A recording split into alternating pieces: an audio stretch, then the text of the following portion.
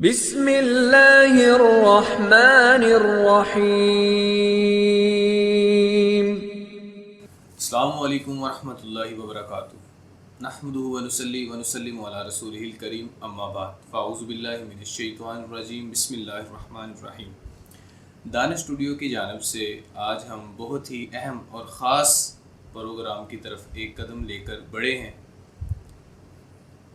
اصل میں بہت سے طالب علموں نے مجھ سے کہا کہ کوئی ایسی شخصیت جو مکالمہ جات کے بارے میں کافی علم سے مستفید ہوں، ان سے گفتگو کر کے ہمیں بتایا جائے، کیونکہ ہم جب پہلی مرتبہ درس نظامی کے اندر آخری کلاس میں جو مکالمہ لکھا جاتا ہے اس کے بارے میں بہت سے مسائل ہمیں درپیش ہوتے ہیں، تو کوئی ایسی شخصیت سے مل کے ہمیں بتایا جائے کہ کس طرح کیا طریقہ ہے کہ مکالمے کو لکھا جائے۔ آج ہمارے ساتھ بہت ہی جانی پہچانی شخصیت جن کا نام ڈاکٹر مسعود حافظ مسعود قاسم صاحب ہمارے ساتھ ہیں۔ انشاءاللہ ہم ان سے مکالمہ جات کے بارے میں سوالات کریں گے کہ بچے، مدارس کے بچے جو اسلامک ایجوکیشن پڑھنے والے ہیں، وہ کس طرح مکالمے کو لکھیں، مکالمے کے اجزاء کیا ہیں، اور بنیادی جو مکالمے کے اجزاء ہیں وہ ہمیں اس کے بارے میں بتائیں کہ طلبہ جو ہیں وہ مکالمہ جات اسلامی ایجوکیشن میں مکالمہ جات کو کس طرح لکھیں۔ ڈاکٹر حافظ مسعود قاسم صاحب زرعی یونیورسٹی فیصل آباد میں پروفیسر ہیں۔ ہائر ایجوکیشن کمیشن پاکستان کی طرف سے منظور شدہ پی ایچ ڈی سپروائزر ہیں۔ دینی مدارس میں مکالمہ جات کو لکھنے کے کیا بنیادی اصول ہیں، ان کے بارے میں انشاءاللہ ڈاکٹر صاحب ہمیں رہنمائی کریں گے۔ السلام علیکم ورحمۃ اللہ۔ جی وعلیکم السلام ورحمۃ اللہ۔ جی، اس کے بنیادی اجزاء جو مکالمہ جات ہیں دینی مدارس میں، اس کے اوپر تھوڑی سی روشنی ڈالیں۔ جی شکریہ آپ کے چینل کی طرف سے، تو آپ نے بڑا اچھا ماشاءاللہ سٹیپ لیا ہے، اور یقیناً ایسے جو سٹیپس ہوتے ہیں اور ایسے انیشیٹوز جو لیے جاتے ہیں وہ ویورز کے لیے اور دیکھنے والوں کے لیے بڑے ممد و معاون اور بینیفیشل ثابت ہوتے ہیں۔ دیکھیے، آپ نے تحقیقی مقالہ کی بات کی۔ ہمارے ہاں اس وقت معاشرے میں دو مختلف طرح کے ادارے چلتے ہیں، ایک کالج اور یونیورسٹی کا ادارہ ہے اور ایک دینی مدارس ہے۔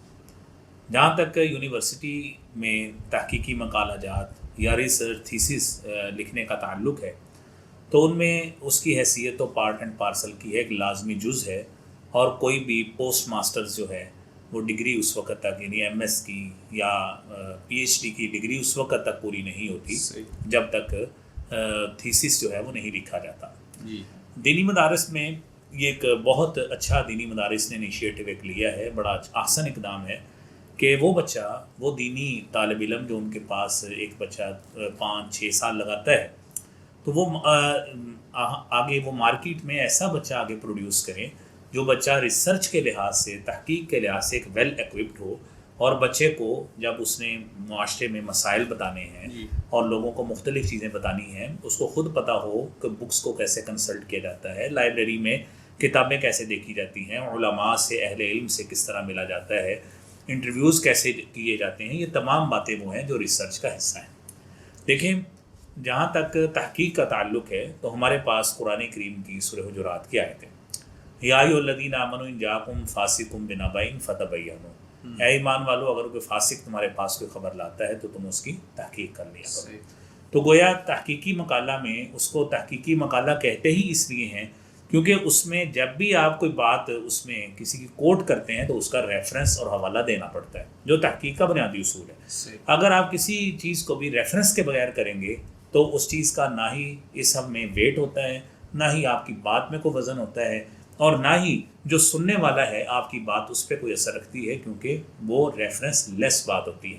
تو اس لیے جب اسلامی علوم کی بات کی جاتی ہے تو اس میں ہماری جو بنیاد ہے وہ قرآن ہوتی ہے، حدیث مصطفیٰ ہوتی ہے، اور پھر اس قرآن کے جو ذیلی علوم ہیں، علوم القرآن ہے، اور اس میں نظم قرآن ہے، اقفائے قرآن ہے، اعجاز قرآن ہے، ناسخ و منسوخ ہے، اسی طرح حدیث میں یہی چیزیں، حدیث میں، اور پھر اس میں بڑھ کر علوم الحدیث، اسماء الرجال کا علم ہے، اور یہ ساری چیزیں وہ ہیں۔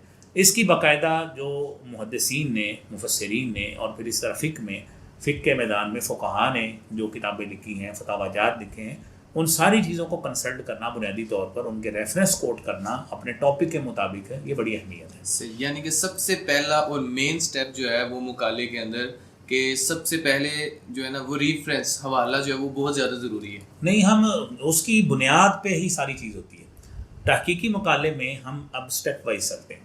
سب سے پہلے بچے کو اپنی اسٹریم لائن ایک سیٹ کرنی ہے. جی. یعنی میں نے کس فیلڈ میں جانا ہے. صحیح. کوئی بھی دیکھیں ہمارے دینی مدارس میں وہ کسی بھی مسلک سے تعلق رکھتے ہوں، ایک فیلڈ ہے قرآن، ایک فیلڈ ہے حدیث، ایک ہے فقہ، ایک ہے تاریخ. ٹھیک ہے. پھر اس کے بعد دعوت و ارشاد ہے. اور پھر اس کے بعد آپ دیکھیں آگے اس میں اور بھی تقابل ادیان ہے. یہ فیلڈز مختلف ہیں. عربی زبان و ادب ہے، یہ فیلڈز ہیں. اب فرض کیا ہم اس کو اسٹریم لائن کرتے ہیں. ہم نے فرض کیا قرآن پہ کام کرنا ہے. اب قرآن کا متن ہے، جی. قرآن کی ہسٹری ہے، اس کی تاریخ تدوین ہے، جی. اور علوم القرآن ہے. جی. آپ سمجھتے ہیں میں علوم القرآن پہ کرنا چاہتا ہوں. علوم القرآن میں کس فیلڈ پہ کریں گے؟ ناسخ و منسوخ پہ کریں گے. اب علوم القرآن میں کس فیلڈ میں جانا ہے؟ نظم قرآن ہے، اخفاء قرآن ہے، اعجاز قرآن ہے، کس میں جانا ہے؟ بلاغت میں جانا ہے، کس میں جانا ہے؟ پھر اسی طرح آپ دیکھیے کہ علوم القرآن کے علاوہ آپ نکل جائیں. آپ کہتے ہیں میں تفاسیر پہ کام کرنا چاہتا ہوں، تفاسیر کے منہج پہ کرنا ہے. تو آپ کو سب سے پہلے یہ چیز سیٹ کرنی ہے. آپ کہتے ہیں میں تفسیر پہ کرنا چاہتا ہوں. آپ کو پھر یہ بھی سیٹ کرنا پڑنا ہے اردو تفاسیر پہ کرنا ہے یا عربی تفاسیر پہ کرنا ہے. پھر اس میں مزید سیٹ یہ کرنا ہے کہ کتنے دور پہ کرنا ہے کام. آپ کہتے ہیں 19ویں صدی میں تفسیری ادب پہ تحقیق کی جائے گا. 19ویں صدی میں بہت تفسیری ادب. جی. آپ بتائیں برصغیر میں کریں گے پاکستان کے مفسر، کیونکہ پاکستان تو اس وقت تھا نہیں. برصغیر کے کریں گے، عرب کے کریں گے، مشرق وسطیٰ کے مفسرین کا کریں گے، کس کا کریں گے؟ تو سب سے پہلے آپ کو ٹاپک کو محدود کرنا ہے، یعنی لاک کرنا ہے اس کو. ہاں لاک کرنا ہے تاکہ آپ کی اسٹریم لائن ہو جائے کہ میں نے اس فیلڈ میں جانا ہے. صحیح. یہ پہلا اسٹیپ ہے. جی. جی. اس کے بعد دوسرا اسٹیپ ہے کہ آپ موضوع منتخب کرتے ہیں. باقاعدہ موضوع آپ نے منتخب کرنا ہے. اور یہی موضوع کا منتخب کرنا، کیونکہ جس شہر آپ نے جانا ہے اس شہر کا نام ہی پتہ نہ ہو تو آپ کس منزل پہ پہنچیں گے. صحیح. تو موضوع منتخب کرنا وہ اسٹریم لائن کی بنیاد پہ ہوگا کہ جو آپ نے پہلے ایک وے سیٹ کر لیا نا کہ میں نے تفاسیر پہ کرنا ہے، جی. 20ویں صدی پہ کرنا ہے، اردو تفاسیر پہ کرنا ہے، یہ فلاں موضوع ہے، اس میں ایک مخصوص بحث لینی ہے کہ میں نے یہودیت اور عیسائیت یا جو اہل کتاب کے متعلق مباحث ہیں، میں تفسیر حقانی میں اس کا جائزہ لینا چاہتا ہوں. تو یہ آپ نے بہت سیٹ کر لیا اس کو باقاعدہ طور پر. اب اس سے پھر آگے چل کے ہم نے اس کا خاکہ سازی بنانی. آپ جانتے ہیں ہم نے ایک بڑی بلڈنگ بھی بنانی ہو نا تو اس کا پہلے نقشہ بناتے ہیں. جی. جب تک اس کا نقشہ نہیں بنے گا بلڈنگ نہیں بن سکتی. صحیح. ریسرچ تھیسس اتنا اہمیت کی حامل ہوتا ہے تحقیقی مقالہ. جس طرح ایک بچہ ہے نا ہمارا بیٹا، جی. وہ بچہ ہم کبھی ڈس اون نہیں کرتے، ساری زندگی کہتے ہیں یہ میرا بچہ ہے. جی. ریسرچ تھیسس وہ آپ نے کیا ہوتا ہے، لہٰذا اس کو یہ کہنا پڑتا ہے یہ میرا تھیسس ہے. جو شخص کو پوچھو بڑے پیار سے، بڑی محبت سے اور بڑی بلیٹ کہ آپ اس کو دکھائیں یہ میں نے تحقیق کی ہے. جی. تو اگر تو کسی نے چوری چھپے کام کیا ہے، پلیجرائزڈ کام ہے، کیونکہ وہ ٹرنیٹنگ سافٹ ویئر ہے اس میں وہ چیز چیک بھی ہو جاتی ہے یا کاپی پیسٹ کیا، ہاں وہ پتہ لگ جاتا ہے اس میں کتنے پرسنٹ کیا ہے، کہاں سے کیا ہے، یہ بھی چیزیں پتہ لگ جاتی ہے. تو آپ نے اس کا مقالہ اس کا بنانا ہے یہ خاکہ تحقیق میں موضوع کی اہمیت کو ایک صفحے کی لکھتے ہیں، تعارف لکھتے ہیں، فرضیہ لکھتے ہیں کہ کیا آپ نے چیز فرض کی ہے. موضوع تحقیق کا بنیادی سوال ہوتا ہے. پھر اس کی چیپٹرائزیشن ہے، باب بندی، تبویب جس کو آپ کہتے ہیں. وہ باب بندی آپ نے کرنی ہے، 3-4 باب اس کے بنانے پڑیں گے جو اس کے ریلیٹڈ ہوں گے. ٹھیک ہے. پھر اس کی ذیلی فصول ہیں، ذیلی مباحث ہیں، اور اینڈ پہ کتابیات ہے. یہ کوئی 10-15 صفحے کا جو ہے نا خاکہ تحقیق بنتا ہے. اس بنا پہ آپ نے جو ہے نا اب اپنا مقالہ، میرے خیال اس کو خطہ بھی بولا جاتا ہے. ہاں جی. اس کو ہم مدارس میں ہم اس کو خطہ البحث کہتے ہیں. اردو زبان میں ہم خاکہ سازی کہتے ہیں، انگریزی میں ہم اس کو سائنوپسس کہتے ہیں. صحیح. تو یہ تینوں زبانوں میں یہ جو ہے نا بتا دیا ہے کہ ہمارے ہاں جو مستعمل یوزڈ ہے نا وہ اس طرح ہے. تو اب اس کے بعد اگلا مرحلہ ہے جو اس کے بعد، کیونکہ یہ یونیورسٹیز میں اور مدارس میں فرق ہے. یونیورسٹیز میں بورڈ آف اسٹڈیز ہوتی ہیں، اس میں باہر یونیورسٹیز سے استاد آتے ہیں، انہوں نے آ کے یہ چیز دیکھنی ہوتی ہے کہ اس طرح کا کام کسی اور جگہ پہ تو نہیں ہوا، کیونکہ ان کی نظر زیادہ ہوتی ہے. صحیح. انہوں نے مختلف یونیورسٹیز میں مختلف کام دیکھے ہوتے ہیں. وہ کہتے ہیں آپ یہ فلاں موضوع پہ کام کرنا چاہتے ہیں، یہ تو فلاں یونیورسٹی میں ہوا لہٰذا یہ دوبارہ کام نہیں ہوگا، موضوع بدلنا پڑے گا. مدارس میں تھوڑا سا ابھی سسٹم لو ہے، اتنا جو ہے نا ہائی پروفائل نہیں ہوتا. آہستہ آہستہ ماشاء اللہ بہتری آ رہی ہے، ہو جائے گا، ان سے اچھا ہوگا انشاءاللہ، مجھے امید ہے، کیونکہ مدارس میں محققین ان علوم کے زیادہ ماہر اساتذہ ہوتے ہیں. تو وہ مدارس میں اساتذہ بیٹھ کر موضوع کا تعین کر دیتے ہیں، تو پھر بچہ جو ہے نا اس پہ کام کرتا ہے.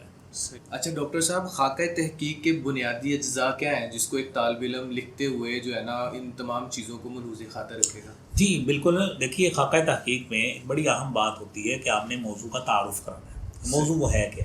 صحیح. ایک عام آدمی دیکھتا ہے کہ اس کو یہی ظاہری طور پہ الفاظ جو ہے نا وہ واضح ہی نہ ہوں, ان کو سیلف ایکسپلینیٹری ہونا چاہیے, از خود واضح ہو. جی. ایک بات یہ ایک صفحے میں کو تعارف کرا دیں, موضوع کی ضرورت و اہمیت بھی اس کی بتانی کہ اس کی عصر اعظم میں اس کی افادیت کیا ہے. افادیت کے 2 سٹیپس ہو گئے. تیسرا ہوتا ہے فرضیہ, کہ آپ نے فرضیہ مطلب یہ طے کر لیا کہ تفسیر حقانی میں اہل کتاب کے متعلق کافی مواد موجود ہیں. جی.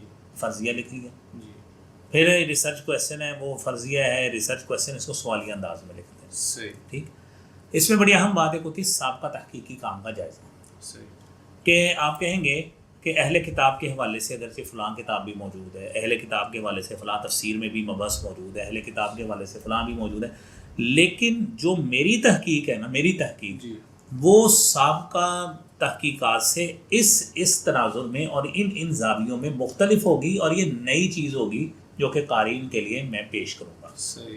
تو یہ ایک بڑا اہم کام ہوتا ہے. اگر اس موضوع پہ اس سے متعلقہ مختلف یونیورسٹیز میں کام ہوا ہے نا, تو سابقہ تحقیقی کام نے فہرست دینا پڑتی ہے کہ فلاں یونیورسٹی میں سن 2010 میں اس موضوع پر فلاں اسکالر نے کام کیا, فلاں جامعہ میں جامعہ ام القریٰ مدینہ مکہ مکرمہ میں فلاں اسکالر نے کام کیا, مدینہ میں فلاں اسکالر نے کام کیا, اس کا موضوع بھی ساتھ لکھا جاتا ہے. صحیح. تو یہ چیزیں کی جاتی ہیں. اس کے بعد آپ نے تبویب دینی ہے, بڑی اہم بات, یعنی جو آپ کا اسٹرکچر ہے بنیادی خاکہ, اس بنیاد پہ آپ نے مقالہ لکھنا ہے, باب کے نام دینے ہوتے ہیں, مجوزہ, یہ خاکہ سارا مجوزہ ہوتا ہے جو آپ پیش کرتے ہیں. تو اس کے باب کے نام دینے ہوتے ہیں, ذیلی فصول ہے, ذیلی مباحث ہیں, اور پھر اینڈ پہ فرضی ایک نتیجۃ البحث یا خلاصۃ البحث جو ہے نا اس کی ہیڈنگ دینی ہوتی ہے, اور اینڈ پہ فہرست مراجع و مصادر جو مجوزہ ہے.